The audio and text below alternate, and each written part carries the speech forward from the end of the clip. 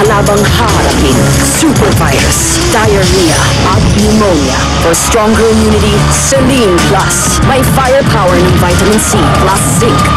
Pinagsamang bisa. Raising immunity, raising fighters. Selene Plus. Kasama ninyo ang unang hirit at Selene Plus with vitamin C and zinc sa pag-iingat sa inyong kalusugan. Sa unang hirit, misyong totoo ang unang hirit. Ang saya-saya. Ang kabataan ang pag-asa ng ating bayan, mga katagang sinambit ng ating pambansang bayani at dapat pa rin nating isabuhay hanggang ngayon.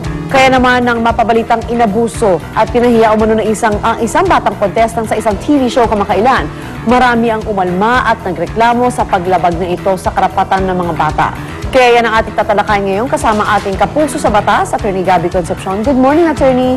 Good morning din sa iyo, Lynn. At syempre, good morning sa mga magulang na siyang merong mga anak na dapat protektahan. Maraming mga nanay, particularly ang talagang sumama ang loob nung nakita nila ito. Para sa mga magulang dyan na gustong pasalihin ang kanilang mga anak sa mga TV shows, so ipasok sila bilang mga artista. Yan, sa mga sa showbiz, ang daming child stars.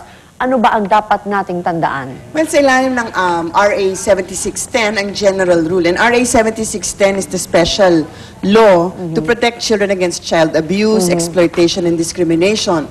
Ang rule ay ang mga batang below 15 years old, ang general rule, hindi maaaring magtrabaho. Okay. Kasi nga naman, ang mga bata dapat hayaang mag-enjoy sa kanilang kabataan. True. Pero kung minsan, lalo na kung sa TV, hindi naman maiwasan na magkakaroon ng mga bata to portray roles, diba? At hindi rin naman mawawalan ng mga bata na bata pa lang ay talagang alam na nilang may talent sila. Talagang ang gusto nila ay lumabas sa TV o maging artista. Kaya sa ilalim ng batas, kung isang bata ay less than 15 years of age, the general rule is they cannot be employed or they cannot participate in public entertainment like TV or radio or movies unless, of course, may kontratang in-approve ng Department of Labor. Okay. Para na rin masundan kung talagang sinusunod ang mga requirements sa kontrata involving a child. At ano ba itong mga requirements na to? Ito yung mga requirements.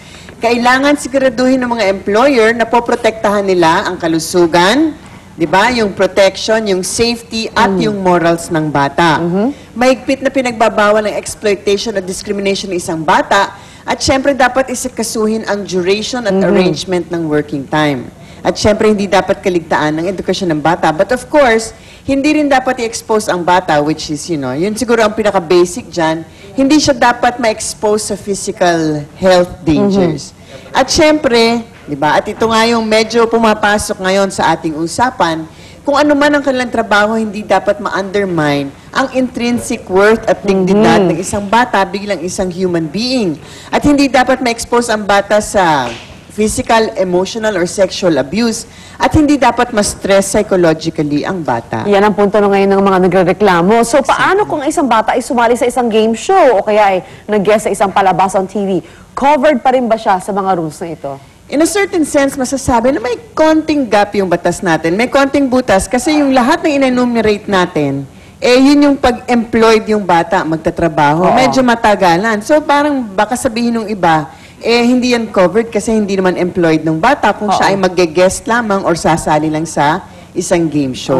Pero although sinabi natin na hindi siya talaga covered sa mga requirements na to, hindi ibig sabihin na wala na pong karapatan ng isang bata o kaya ay wala ng responsibilidad yung mga taong kumukuha sa mga batang to para mag-guest o sumali. So sa palagay ko, yung karapatan ng bata to be free from any form of maltreatment o kaya ang karapatan na tratuhin ng maayos at panatiliin ang kanyang dignidad ay saklaw pa rin ng RA 7610.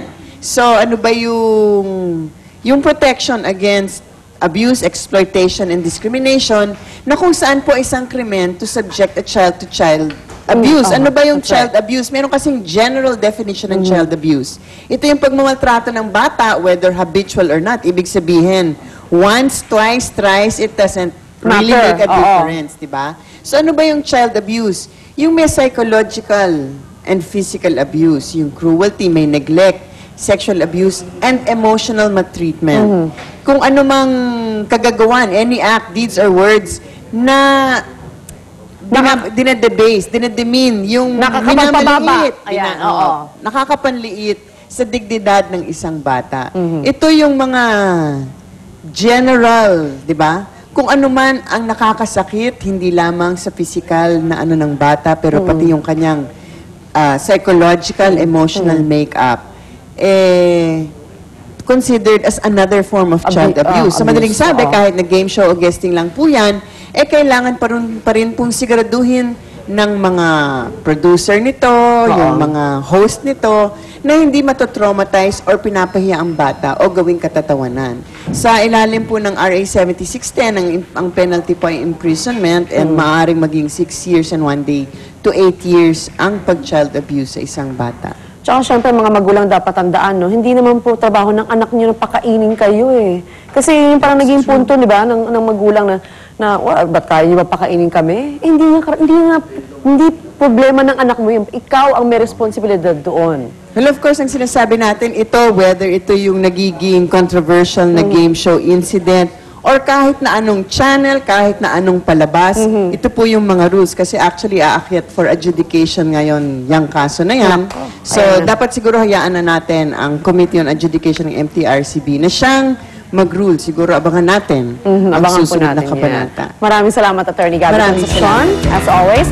Ayan, sana'y marami po kayo napulot na impormasyong legal sa ating diskusyon ngayong umaga. Thank you, Attorney. At mga kapuso, lipat naman po tayo ngayon.